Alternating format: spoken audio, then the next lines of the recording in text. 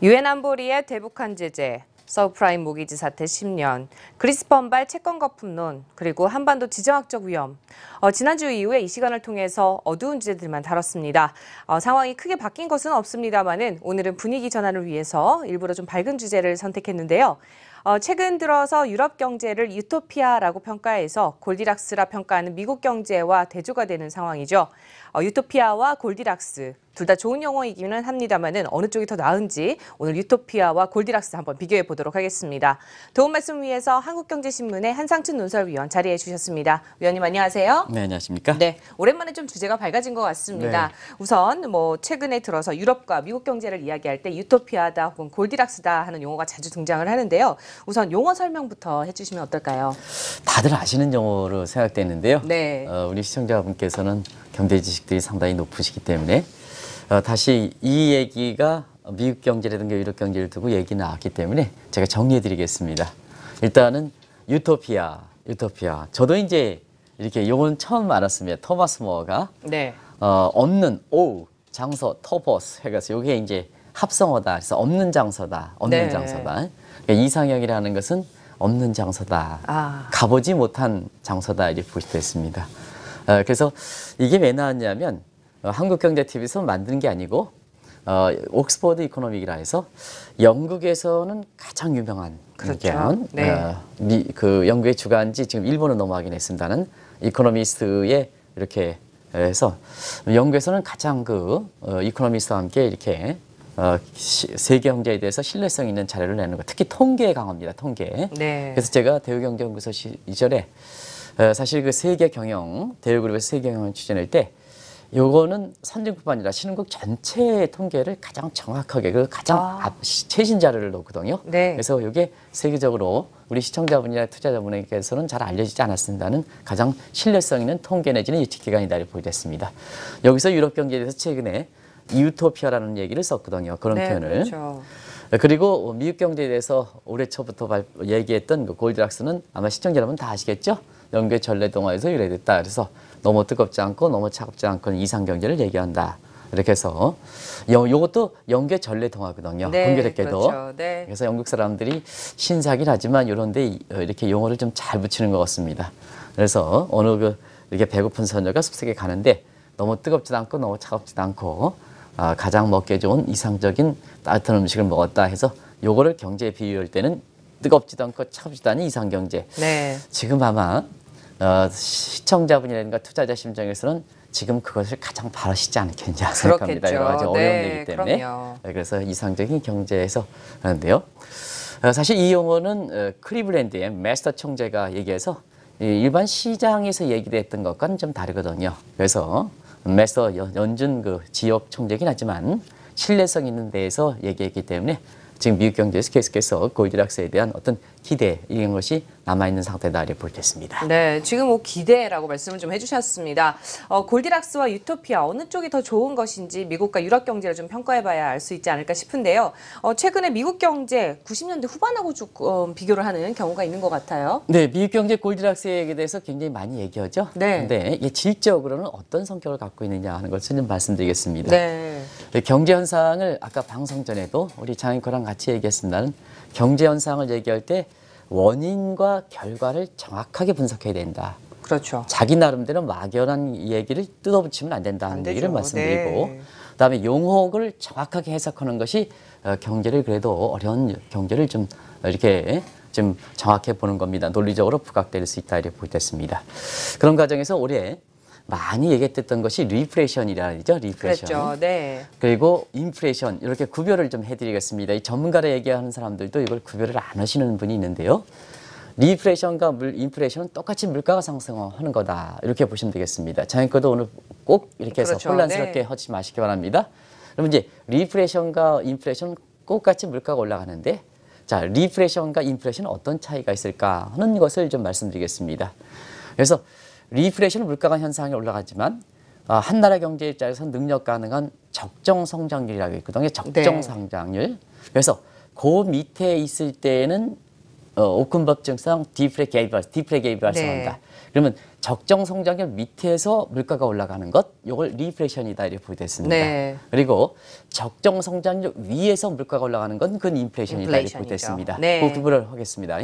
그러다 보니까 자 최근에서 보면 세계 경제가 그동안 디플레이션 우려됐죠, 저성장이죠, 저물가였었죠. 근데 올해 들어서는 성장률이 조금 회복되고 물가가 회복되는데 성장률은 적정 성장률 이상으로 이렇게 아직 올라가지 못한 상태죠. 네. 그래서 적정 성장률 밑에서 성장률과 물가가 동시에 올라가는 현상을 리플레이션이다 이렇게 보겠습니다. 네. 반면에 인플레이션 현상 같은 경우에는 적정 성장률 위에서 보통 이제 성장률 위에서 적정 성장률 위에라면 사실 오큰법 측상 GDP 갭상으로 보면 인플레 갭이 발생하니까 총수연 디매프트 풀 사이에 인플레 압력이 증가해서 물가가 올라간다. 근데 자 그래서 일반적으로 고성장하면 적정 성장률 위에서 성장이 높아지면 물가가 올라간다 하는데요.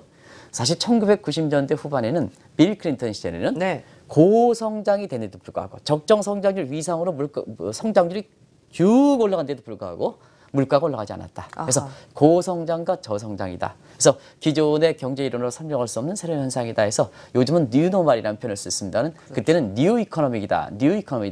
그래서 뉴노멀도 뉴 이코노믹에서 원류가 된 겁니다. 그 정확하게 이제 봐야 되거든요. 뉴 이코노믹이다. 신경제 신화다. 이렇게 얘기하는 거거든요. 네. 그러면 한번 장인코랑 나랑 한번 평가해 보겠습니다. 시청자들도 같이 평가하겠습니다.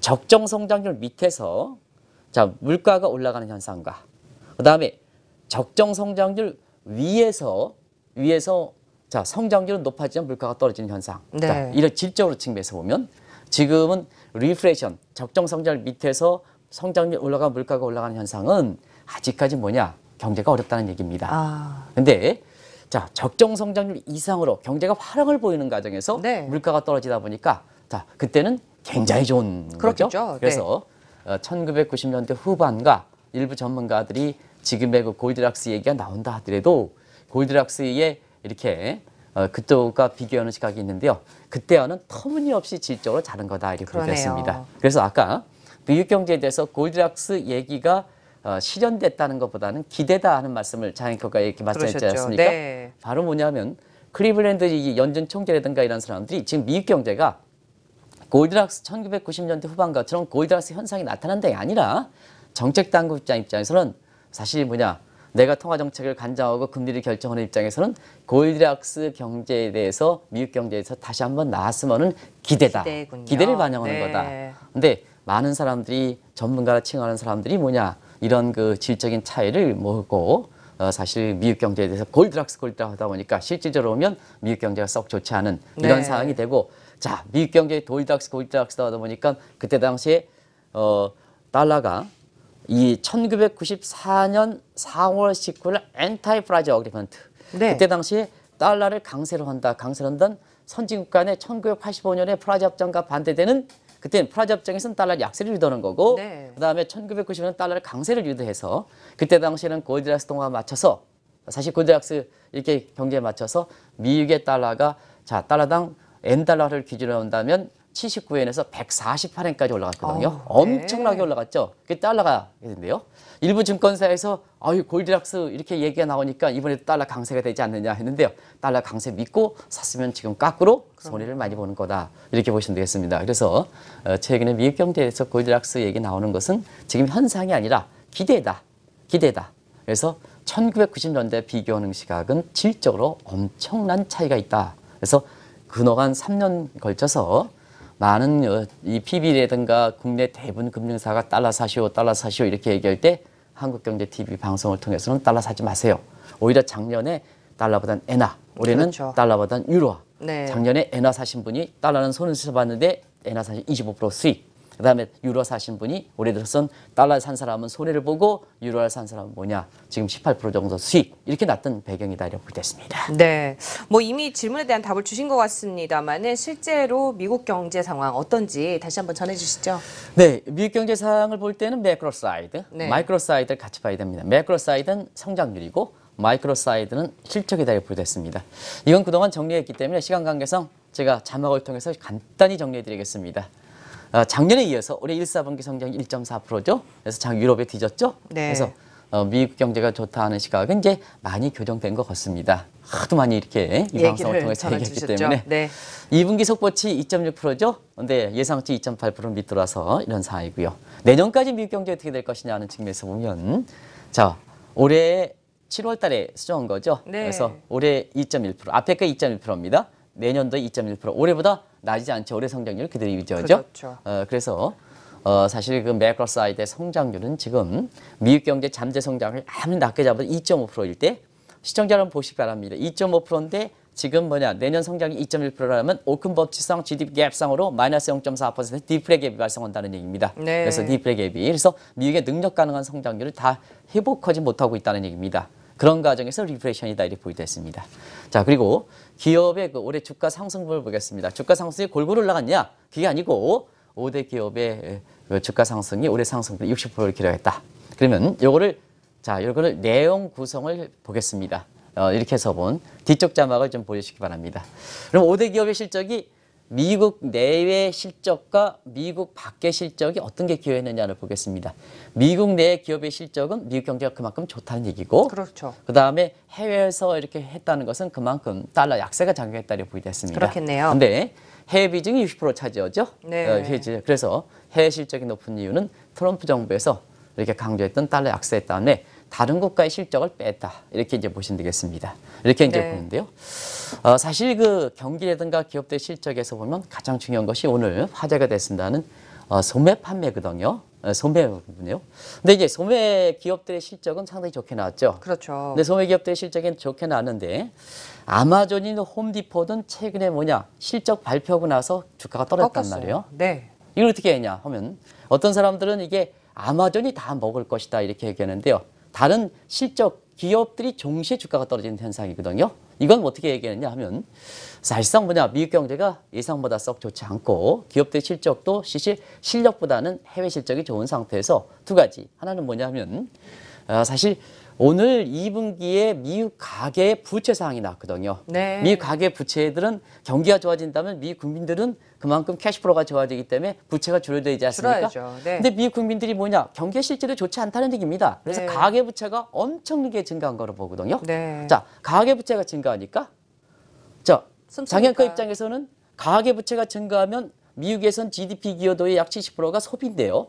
가계 부채가 증가하니까 어떻습니까? 실제로 쓸 수 있는 디스포지션이니까 가처분 소득이 그만큼 줄어들겠죠. 줄죠. 네. 자, 가처분 소득이 그만큼 줄어들면 앞으로 소매 판매와 관련된 민간의 미 국민들의 소비가 늘어나겠습니까? 안 늘어나겠습니까? 줄어들죠. 줄어들죠. 오히려. 그러다 네. 보니까 2분기에 소매 판매 기업들의 실적이 증가한데도 불구하고 아마존이 이제 모으니에서 전부 사실 어떤 사람들 같은 경우는 어닝 서프라이즈다.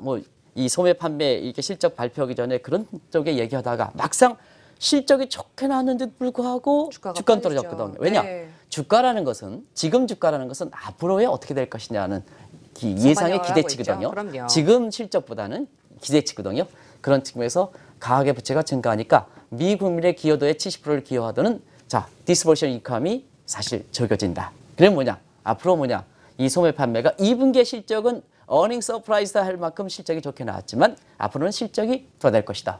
그러면 어떻게 되냐? 자, 실적이 좋게 나오더라도 주가는 떨어지는 떨어질 현상이다. 수밖에 없죠. 이게 네. 같은 소매 판매 기업성에 홈디포는 죽고 아마존은 올라간다. 이런 시각이 아니다 하는 걸 오늘 이 월가에서 이 문제가 관심이 됐기 때문에 요거 원인 분석을 정확하게 해 주셔야 되거든요. 그렇죠. 그런 네. 각도에서 좀 시간을 갖고 제가 말씀드렸습니다. 결과적으로 보면 미국의 마이크로 사이드 성장률과 실적이 그렇게 썩 좋지 않다. 그래서 골디락스 붙이기에는 좀 어렵다. 이렇게 보시면 되겠습니다. 정확하게 또 분석을 해주셨습니다. 지금 나온 것처럼 또 미국의 가계 부채가 사상 최고치를 또 기록을 했다는 게 나오고 있습니다.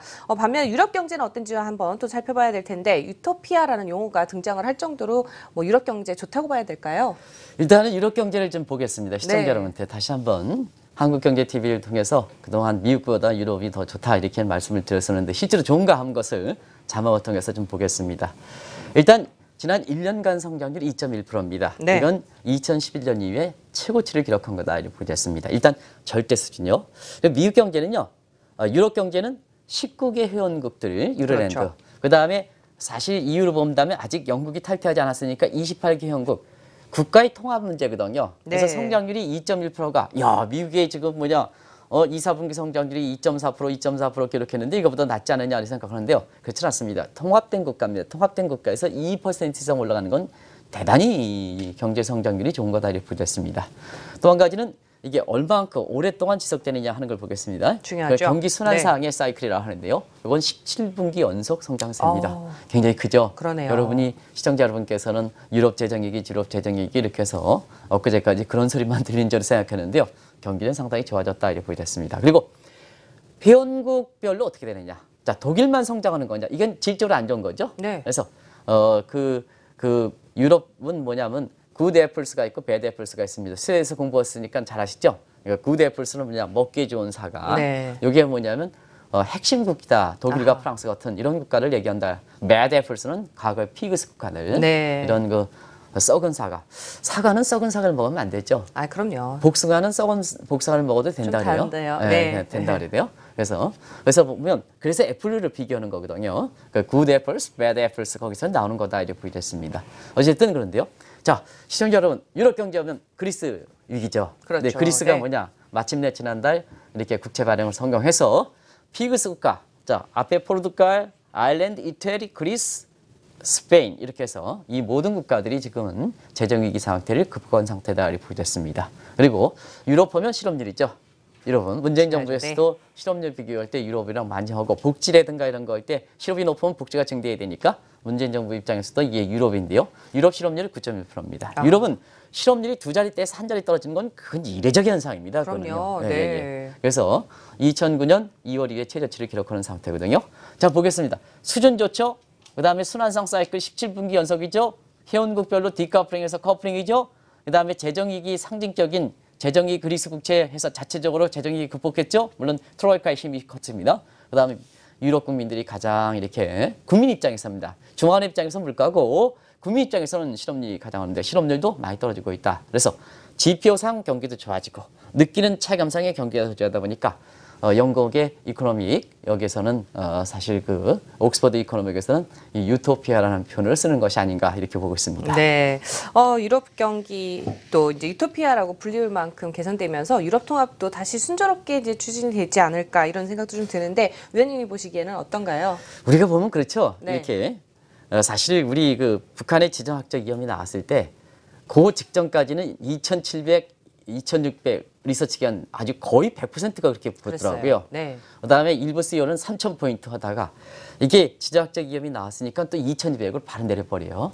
이러면 안 된다 이렇게 보시면 되겠습니다. 뭐든지 시청자 여러분이 왜 중립된 시각, 균형 시각이 왜 필요하냐면 좋을 때는 좋아 보이고 나쁠 땐 나빠 보이는 게 사람의 모습이거든요. 그렇죠. 인간의 모습이거든요. 네.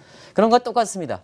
자, 작년까지 유럽 지정위기가 극복되지 못하다 보니까 아이고 저 유럽에 들러붙으면 못 먹겠다 해서 그동안 고답적인 지휘하고 EU 통합에 대해서 이렇게 그 비협조적으로 했던 영국은 뭐냐? 영국 국민들이 6월 23일 날 브렉시트를 통과시켰죠? 아주 통과시켜서 박수를 쳤지 않습니까? 네. 근데 지금 뭐냐? 영국 국민들의 시각은 또 영국의 정치 담당자라든가 국민투표에 찬성했던 사람들은 지금 어떤 생각을 할까 하는 것을 보겠습니다. 일단 대륙의 국가들만 생각해서 대륙의 네. 국가들. 지금 유럽이 이 유토피아 통합 효과가 가시화되다 보니까 균열을 보았던 것이에요. 균열을 보았던 다시 통합되는 거죠. 그렇죠. 선순환 되는 거죠. 선순환이 이때 표현하는 겁니다. 선순환은. 그래서 뭐냐. 정책 통합도 지금 잘 되고 있다 해서 3월 달에 네덜란드 총선에서 구글세력 참패했죠. 구글세력은 통합을 반대하는 시각입니다. 5월 달에는 그 유명한 마크롱 후보. 지금 마크롱 후보는요. 왜 유명하다 하냐면 특히 남성보다는 여성분들이 유명하다 그래요. 네. 그래서 왜 그런지는 여러 가지 그 방송의 의미가 또 해석이 달리될 수 있기 때문에 시청자 여러분께 개인적 판단에 맡기겠습니다. 어쨌거나 마크롱 후보가 강한 프랑스, 강한 유럽 통합을 주장하거든요.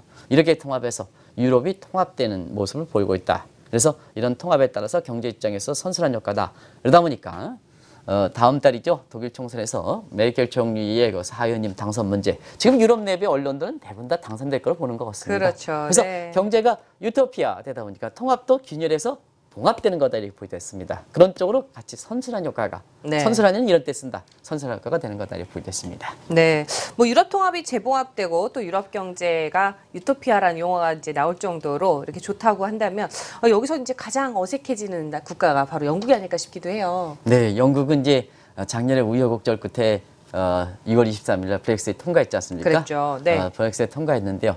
그때 통과에 브렉시트에 찬성했던 사람은 지금 어떤 위치에 있을까 하는 것을 보겠습니다.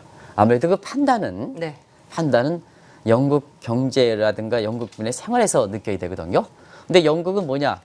사실 EU의 그 지금 협상 중에 EU 그 분열을 위해서 협상 중에 있긴 합니다는 벌써부터 굉장히 타격을 많이 받는 걸로 나오고 있거든요. 그렇죠. 그러다 보니까 뭐냐?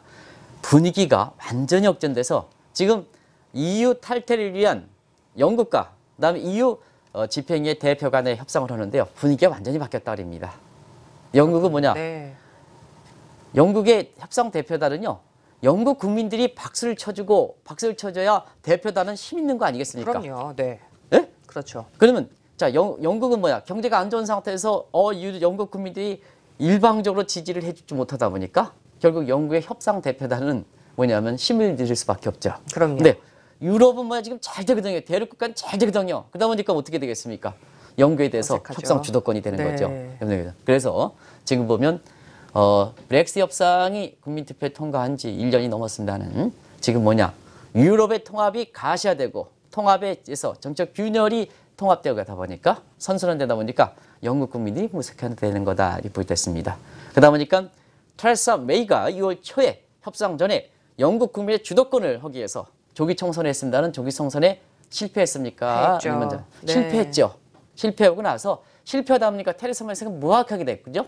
그 다음에 거기에 뭐냐 서민 아파트가 불타버렸죠. 그래서 느껴오는 과정에서 테레사 메이에 대한 신뢰가 떨어지고 있거든요. 그렇죠. 그러다 보니까 영국 내에서 스코틀랜드든가 웨일스 같은 그동안 뭐냐 잉글랜드에 이렇게 협조 입자던 웨일즈조차도 내가 잉글랜드랑 같이 가지 않는다 하는 입장을 이렇게 보이는 상태다 보였습니다. 네. 한 가지 이제 어떤 분은 그래 잉글랜드가 영국인데 왜 웨일스와 잉글랜드를 분류하냐 하는데요.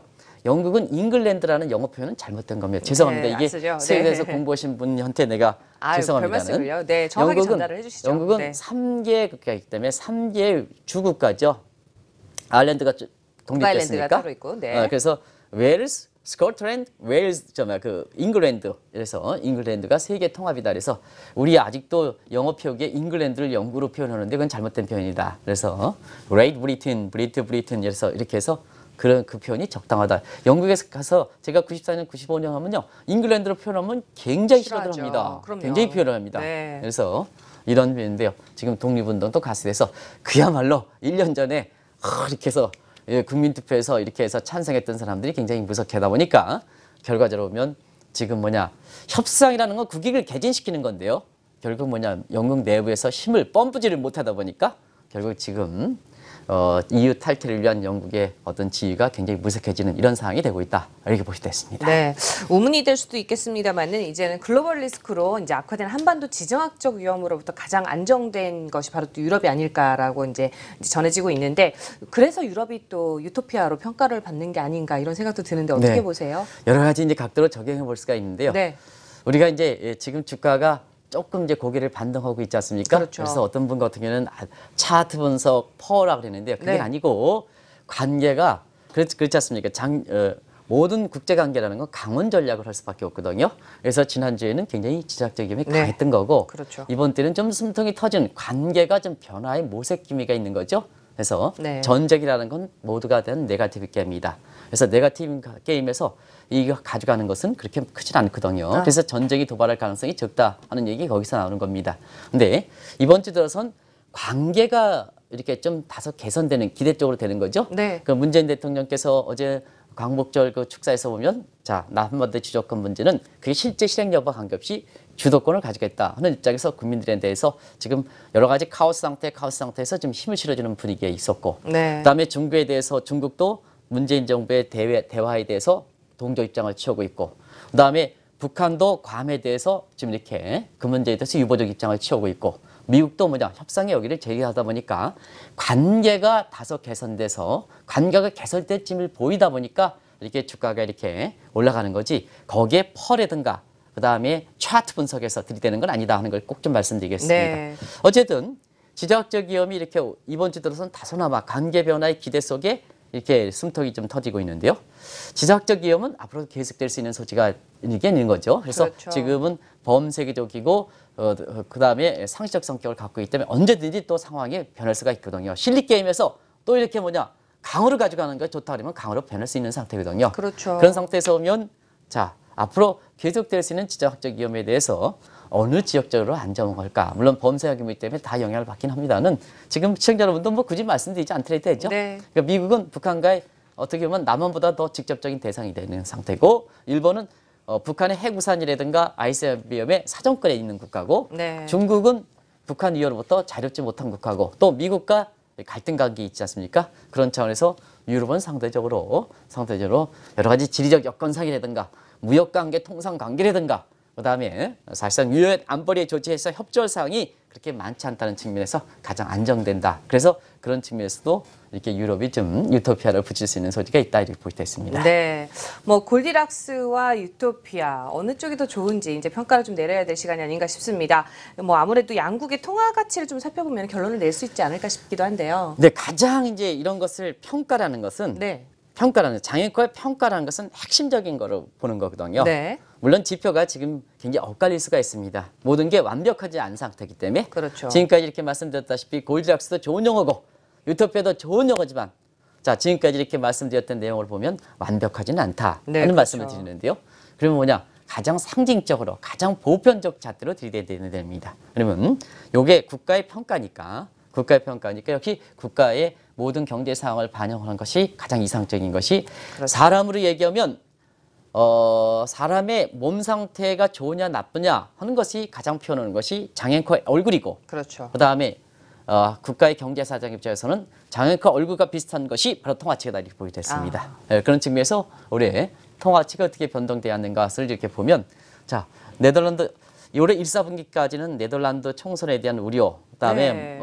프랑스도 그때 르펜이 극우 세력이 르펜이 많이 그랬어요. 등장했어요. 네. 이거 과정에서 메르켈 총리의 사의원도 가ним하냐 해서 1사분기 가장 이렇게 혼란스럽거든요. 그래서 그래요. 이때 1유로에 1달러에 이무전인데 이때 모 증권사에서는 달러 했지만 한국경제TV에서는 사실 유로에 대해서 엄청 강조하셨죠. 얘기했죠. 네. 그래서 그때 1유로 1달러였습니다. 지금은 7월 페드 후에 1유로에 1.17달러에서 1.18달러. 그래서 너무 이제 유로 가치가 강세가 되기 때문에 사실상 투자 관점에서는 저는 개인적으로 보면 한 17% 먹었으니까 네. 지금 상태에서는 좀 이렇게 추가적으로 매입하시는 것보다는 사실 정리를 조금씩. 정리를 네. 좀 하시는 게 좋지 않겠냐는 생각이 드는데요. 그럼에도 불구하고 앞으로 유로에 대한 기대는 계속 남아있다 이렇게 보겠습니다. 가장 중요한 게 다음 달에 메르켈 총리가 연임되면 네. 미니멈 유로 가치가 유로당 1.20달러에서 크게 보는 시각은 1.30달러를 넘을 것이다 이렇게 보고 있거든요. 네. 결과적으로 보면 이렇게 가장 많이 반응하는 것이 자 오늘 장앵커를 많이 비우고 있습니다. 장앵커 얼굴의 시청자 여러분 얼굴 표정이 굉장히 오늘 밝죠? 그래서 네, 아무래도 스웨덴에서 취재에서. 공부하신 분입니다. 그래서 제가 이제 시청자 여러분이 이렇게 지금 이런 얘기를 할 단계는 아닙니다는 너무 이제 장앵커도 지난주 이후에 그 주제 무거운 주제를 다뤘습니다는 오늘 좀 시청자 여러분한테 좀 마음을 좀 열을 좀 덜어드리고자. 하겠습니다. 네. 이것도 이제 사실 농담이긴 하지만 스웨덴에서 유럽에서 공부한 사람이거든요.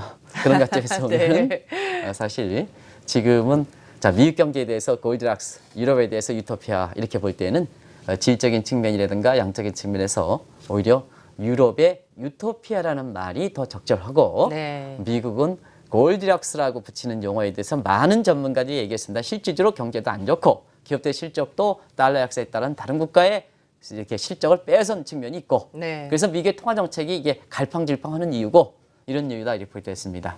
그래서 지금은 미국 경제에 붙이는 용어는 실제 1990년대와처럼 나타나서 실제로 좋기 때문에 골디락스가 아니라 기대사항이고 유럽은 실제로 보면 이게 실제로 발생하고 있다는 측면에서 저는 개인적으로 골디락스보다는 유토피아로 네. 이것이 더 나은 편적이 아닌가 생각합니다. 네. 장애인도 서운하진 않았죠? 그럼요. 예, 예. 네. 그래서 오늘도. 그런 각도에서 달러라든가 유로도 같이 보시면 되지 않냐 생각됩니다. 네, 오늘도 말씀 잘 들었습니다. 9월이 언제 올까? 메르켈 총리 총선이 언제 올까 싶었는데 어느덧 찬바람이 부는 8월이 이제 거의 마무리가 돼가는 것 같습니다. 지금까지 한국경제신문의 한상춘 논설위원과 함께했습니다. 말씀 잘 네, 들었습니다. 고맙습니다.